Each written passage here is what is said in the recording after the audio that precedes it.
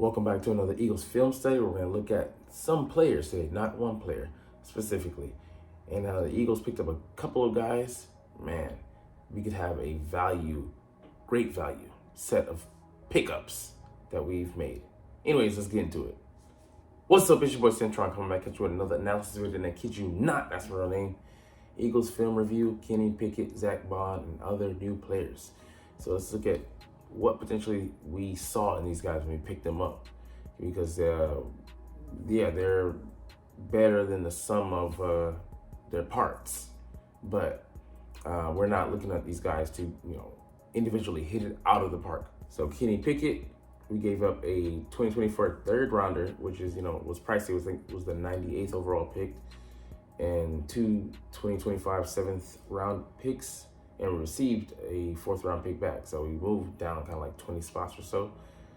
Not as bad as you would think, but still, like, for me, just a third round pick. It's just like, I wanted a premium, a starter level pick with that player, but we're getting the backup here instead. Really interested in the acquisition of Pickett because I liked him coming out of Pitt. So a lot of guys were high on him, and obviously that's why he went 22nd overall with the Steelers. So he could have been different. He could have become a different player if he had been drafted by the Steelers. Never looked comfortable in the pocket with the Steelers and didn't play well. It was a bad system, but he missed basic throws too often and really struggled to find any sort of rhythm. So that bad system, helmed by former offensive coordinator Matt Canada, you see the very next game that he's not coaching. Pickett went off for 300 yards. It might have been a touchdown or two, but he was handicapped by the system there, and unfortunate because him coming there and developing into the player that he didn't do much developing, to be honest. All right, coming out of college, this is what he said about him. He looks the part of a good quarterback. He has the tools, can throw with anticipation and create outside of structure. He throws intermediate routes with anticipation really well in particular and shows some precise ball location. He does need to clean up his pocket presence, and he will be over-aggressive at times when he should check it down, but I believe in the talent overall. And I think we'll look at a player too, and this is not, of course, to overwrite what all he did put on film. And ultimately, the player has to take advantage of opportunities. That being said, being drafted into a bad system with guys who aren't able to develop you and taking advantage of your requisite talent, it's still a black mark on the organization for select you as highly as they did and not putting you in a position to be successful. It's also worth noting that Pickett did receive Rookie of the Year votes. Cool. 2070 yards, 6 touchdowns to 4 interceptions. So it was never super out of whack. Throwing 4 interceptions in 12 games is pretty good, but it just 6 touchdowns is pretty terrible. So he's right smack dab there in the middle. He could have done a lot worse, but he could have definitely done a lot better. Pickett now has 13 touchdowns and 13 interceptions in two seasons. This play sort of sums up the issues with Pickett in the NFL. It's great that he can get off his primary read and get to the backside, but it takes him too long, which means he misses an easy throw. He needs to be coached to speed up his processing speed, and hopefully Kellen Moore can help him do that. So look here, Deontay Johnson, excellent route. I think he's here at the top. Okay, he's here in the middle. So if he had gotten into him sooner, he goes into motion, to shake him free of that man coverage. Boom, he's got to be hit there. He totally makes that read too little, too late, and that comes with the feel, and coaches got to harp on that to make sure that he takes advantage of those kind of things with the designer. He did. Deontay Johnson did exactly what the coverage. He did exactly what you want against that coverage. He got open, and his quarterback didn't hit him right when he when he did get scheme free, and that's on him. Should have been a layup touchdown, easy money. And here you can see he struggles with pocket awareness. So let's see here.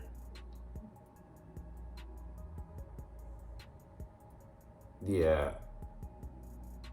Let's see. He's got to stay in there, hang in there a little bit longer, take the hit, and step up there, step up into it, and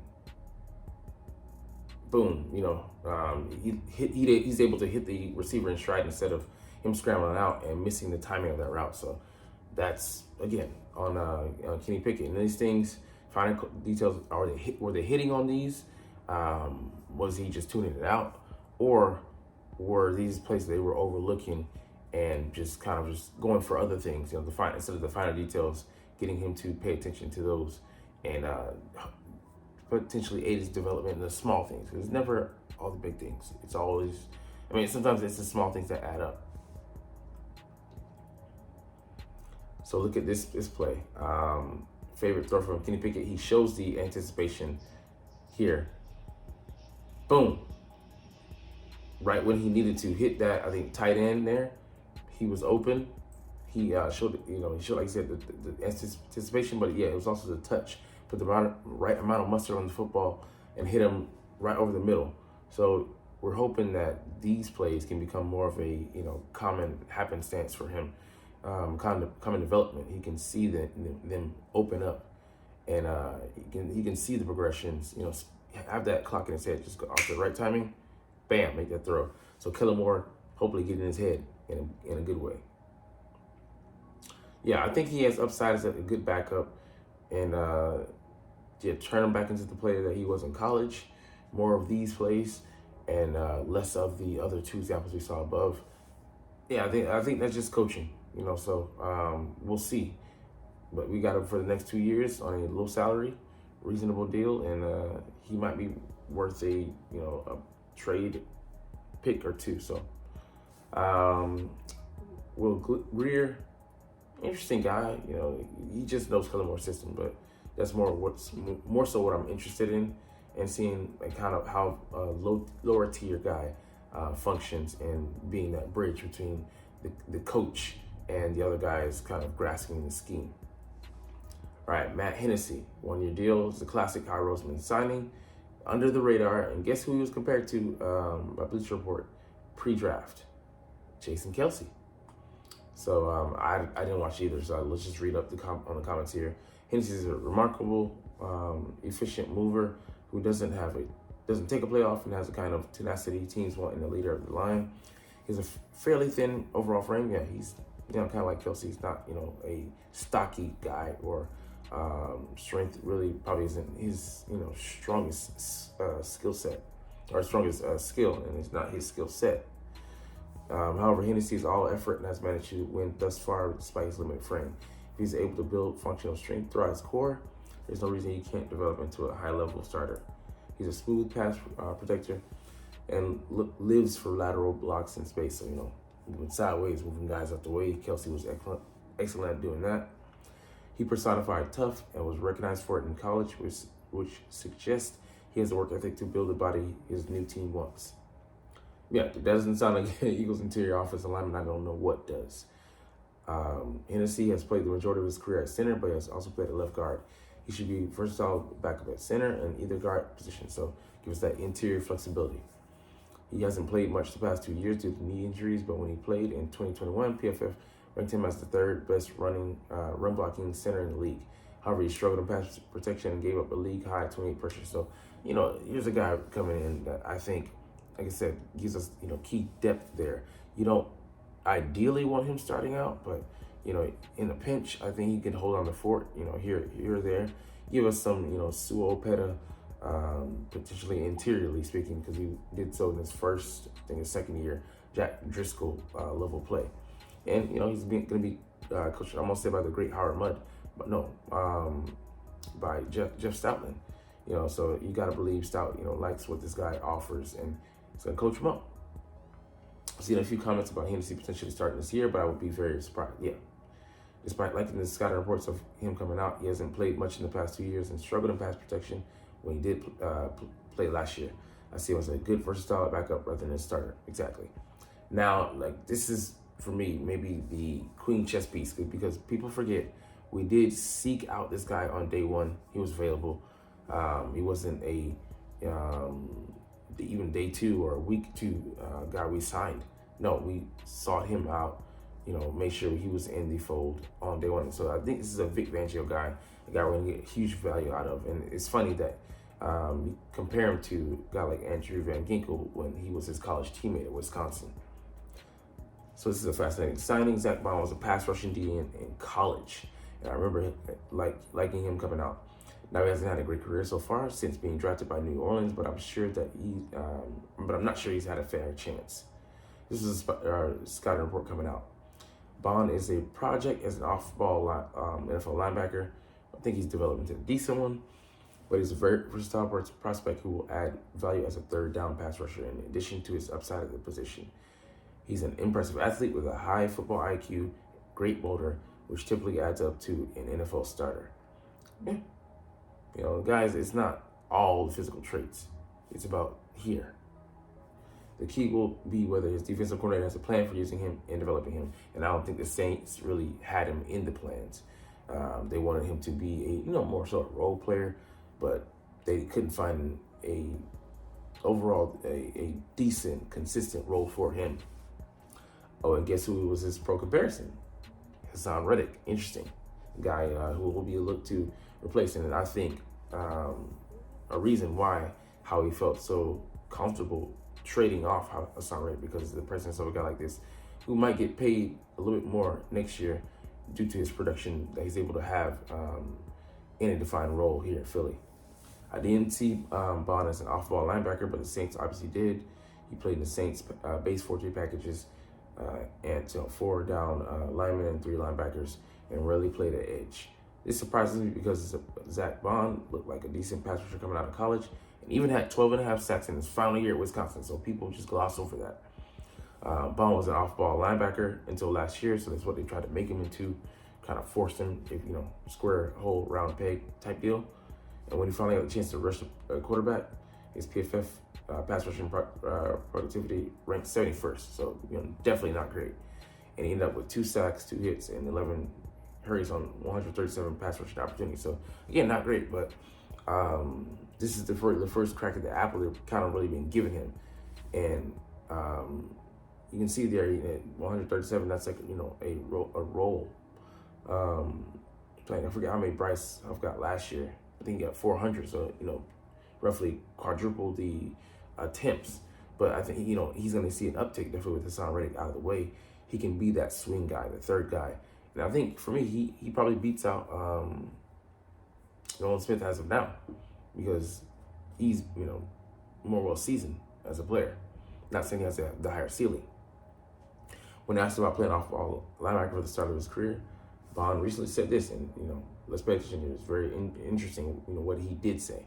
At times, I think I'd be lying if I said it wasn't frustrating, waiting for my opportunity with the Saints. Bond said, but I just put my head down and kept working, and if I didn't get opportunities on the edge, which is where he wants to be, I get them elsewhere on special teams or inside linebacker and work on my craft that way. So he's equal opportunist. He's going to make his bones wherever they're to be had, but he'd like to get some experience where he feels comfortable on the edge. It's pretty clear to me that Zach wants to rush the quarterback. Yeah, I think Bond should be able to use his experience as an off-ball linebacker to provide the Eagles with depth at edge, so he won't be a fish fish out of water, kind of like how Josh Sweat looked dropping in coverage and Hassan Reddick did at times. We were dropping him a little bit too much. And he fits as someone who can rush the pass and drop into coverage when needed. So, like I said, he's not gonna main there, but he can moonlight. I think he's a great scheme fit for edge and Fangio's scheme, and he could end up being a meaningful rotation option next year. Just give this man a chance to do this. So, he's beating guy Penei Sewell here. He might have been an All-Pro last year, but definitely a Pro Bowler. One of the bright stars at right tackle in the league. Look at this dip under he made. Just gets around him and smacks the hell out of Matt Stafford. No, Jared Goff there. So I think he can do a lot of that if you put him in a position. Especially he's gonna have better supporting cast at linebacker. Not in DeMar Davis, but and front line. and most likely behind him, or I say decently. So yeah, good corner, but safety definitely in our offense here. Or sorry, defense here. All right, linebacker Oren Burks, 1-year deal. Burks is an interesting signing because we know how light the Eagles are at linebacker, so he's a depth guy, but he's got a good raw score, so good size, elite speed, elite explosiveness, agility at the linebacker position. So 9.73, I think that's out of 10, so a very high score. So the the 49ers like fast off-ball linebackers. You can look at Dre Greenlaw, Fred Warner. Those guys are fast-flowing. And the Eagles seem to like signing athletes at off-ball linebacker, don't they? Yeah, Nolan Smith. Even though he edge focused, but really off-ball linebacker, he could play there as well. So he's an athletic guy. Doesn't have great instincts. Backup at this stage, but I still like the signing, and he adds depth there. And I think he is slotted where he needs to be instead of the Eagles slotting guys that should have been in his position as backups as starters. So here he picks off that Prescott, excellent zone coverage, just him dropping to a spot there and then getting up and doing what he does. He has some wheels. Guy is, like they said, athletic. He can play off the ball, So that's what he is very for. He's not an edge rusher. But he was a 3rd-round pick back in 2018 by Green Bay. But the guy rarely played. But he's providing depth here. But that's it for the video. There's some intriguing guys. Like I said, they're not fastballs like Bryce Huff is. But these are more, your corkscrews, your pitchers that are going to drop, your pitchers that are going to, float from the middle to, outside and, be in that zone where like strike get called. Or it could be a ball, but it's going to give you a pretty good look. Anyways, enough of those analogies, but we're going to shut the deuces, but I love talking about the Eagles and I love making these videos, but you're not even watching though, but it's all good. Because like I said, I love doing this. But anyways, as always, it's fly, Eagles, fly, and let's motherfucking go. Like, comment, share, subscribe if you want. Thanks for watching. Check me out at Cintron, Cintron Anime, Cintron Life, or Cintron Laughs, or other social media.